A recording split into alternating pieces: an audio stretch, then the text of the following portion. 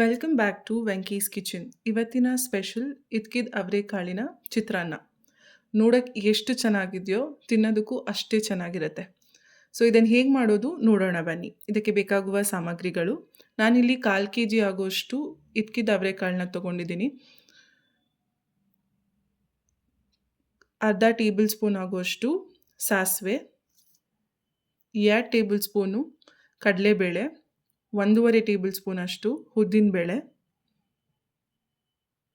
1/4 table spoon ಅರಿಶಿಣದ ಪುಡಿ, 1 ಹಿಡಿ ಕೊತ್ತಂಬರಿ ಸೊಪ್ಪನ್ನ ತೊಳೆದು ಕಟ್ ಮಾಡಿ ಇಟ್ಕೊಂಡಿದ್ದೀನಿ, 15 ಎಸಳು ಕರಿಬೇವು, 8 ಹಸಿಮೆಣಸಿನ್ಕಾಯಿ ಮಧ್ಯದಲ್ಲಿ ಸೀಳಿ ಇಟ್ಕೊಂಡಿದ್ದೀನಿ, 1 ಟೇಬಲ್ ಸ್ಪೂನ್ ಉಪ್ಪು, 3 ಈರುಳ್ಳಿ ಈ ಥರ ಮೀಡಿಯಮಾಗಿ ಕಟ್ ಮಾಡ್ಕೊಂಡಿದ್ರು ಓಕೆ, 6 ಟೇಬಲ್ ಸ್ಪೂನ್ ಆಗುವಷ್ಟು ಅಡುಗೆ ಎಣ್ಣೆ.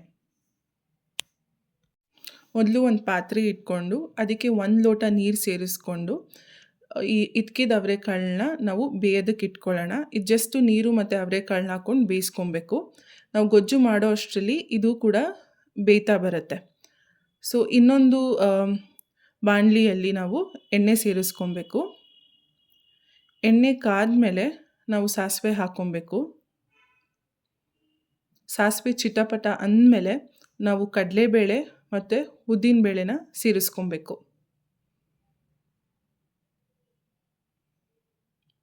ಕಡಲೆಬೇಳೆ ಮತ್ತು ಉದ್ದಿನಬೇಳೆ ಸೇರಿಸಾದ್ಮೇಲೆ ಅದು ಸ್ವಲ್ಪ ಬ್ರೌನಿಷ್ ಆಗಬೇಕು. ಕಂದು ಬಣ್ಣ ಬರೋವರೆಗೂ ಸ್ವಲ್ಪ ಫ್ರೈ ಮಾಡ್ಕೊಬೇಕು. ಈ ಥರ ಸ್ಟಿರ್ ಮಾಡ್ತಾ ಮಾಡ್ತಾ ನಿಮಗೆ ಗೊತ್ತಾಗುತ್ತೆ. ಸೊ ಅದಾದಮೇಲೆ ನಾವು ಹಸಿಮೆಣಸಿನ್ಕಾಯಿ ಮತ್ತು ಕರಿಬೇವಿನ ಸೊಪ್ಪನ್ನು ಸೇರಿಸ್ಕೊಂಡಿದ್ದೀನಿ. ಅದ್ರ ಜೊತೆ ಈರುಳ್ಳಿ ಸೇರಿಸ್ಕೊಂಡೆ. ಈರುಳ್ಳಿ ತುಂಬ ಚಿಕ್ಕದಾಗಿ ಕಟ್ ಮಾಡಬೇಕು ಅಂತೇನಿಲ್ಲ, ಈ ಥರ ಮೀಡಿಯಮಾಗಿ ಕಟ್ ಮಾಡಿಕೊಂಡ್ರು ಓಕೆ. ಸೊ ಈರುಳ್ಳಿ ಬೇಗ ಬೇಯಬೇಕು ಅಂದರೆ ಇದೇ ಹಂತದಲ್ಲಿ ನಾವು ಉಪ್ಪನ್ನು ಸೇರಿಸ್ಕೊತಾ ಇದ್ದೀನಿ. ಉಪ್ಪನ್ನು ಸೇರಿಸ್ಕೊಂಡ್ಮೇಲೆ ಮಿಕ್ಸ್ ಮಾಡಿಬಿಟ್ಟು ಒಂದು 2 ನಿಮಿಷ ಅದು ಚೆನ್ನಾಗಿ ಬೇಯಬೇಕು. ಈರುಳ್ಳಿ ಹಸಿ ವಾಸನೆ ಎಲ್ಲ ಹೋಗೋ ತನಕ.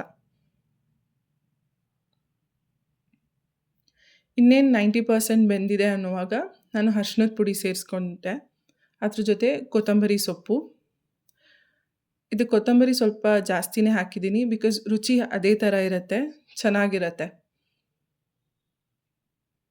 ಸೊ ಇದು ಆಲ್ಮೋಸ್ಟ್ ಆಗ್ತಾ ಬರ್ತಾ ಇದೆ. ನಾವೀಗೇನು ಇದ್ಕಿದ ಅವರೆಕಾಳನ್ನ ಬೇಯಿಸ್ಕೊಂಡಿದ್ದೀವೋ ಅದು ರೆಡಿಯಾಗಿದೆ. ಅದನ್ನು ನಾನು ನೀರೆಲ್ಲ ಶೋಧಿಸ್ಕೊಂಡು ಸಪ್ರೇಟ್ ಮಾಡಿ ಇಟ್ಕೊಂಡಿದ್ದೀನಿ. ಅದನ್ನು ಗೊಜ್ಜಿಗೆ ಸೇರಿಸ್ಕೊಂಡಿದ್ದೀನಿ ಇಲ್ಲಿ. ಸೊ ಗೊಜ್ಜಿಗೆ ಸೇರಿಸ್ಕೊಂಡ್ಮೇಲೆ ನೀಟಾಗಿ ಒಂದು ಕಡೆಯಿಂದ ಮಿಕ್ಸ್ ಮಾಡಬೇಕು. ತುಂಬ ಜಾಸ್ತಿ ಮಿಕ್ಸ್ ಮಾಡೋದ್ರಿಂದ ಏನಾಗುತ್ತೆ ಅಂದರೆ ಇದ್ಕಿದ ಅವರೆಕಾಳು ಬೆಂದಿರೋದ್ರಿಂದ ಎಲ್ಲ ಸ್ಮ್ಯಾಶ್ ಆಗೋ ಚಾನ್ಸಸ್ ಇರುತ್ತೆ.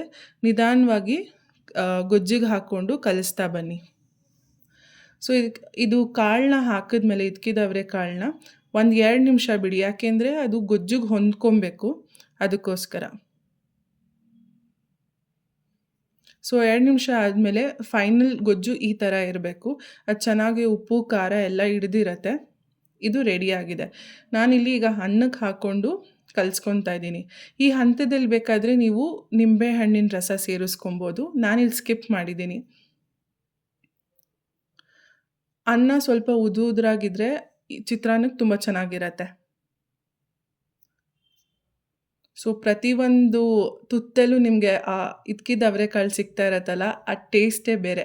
ತಿಂದಮೇಲೆ ನಿಮಗೆ ಗೊತ್ತಾಗುತ್ತೆ ಏನು ಅಂತ. ಟ್ರೈ ಮಾಡಿ ಹೇಗಿದೆ ಅಂತ ಹೇಳಿ.